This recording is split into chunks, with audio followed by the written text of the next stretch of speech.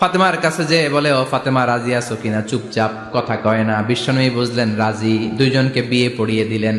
বিয়ে পড়িয়ে দুইজনকে দাঁড় করিয়ে দিয়ে বিশ্বনবী অজু করলেন। অজু করার পরে সামান্য কিছু অজুর পানি ছিল, আলীর মাথার মধ্যে ছিটিয়ে দিলেন, বরকতের পানি। সুবহানাল্লাহ কইবেন না?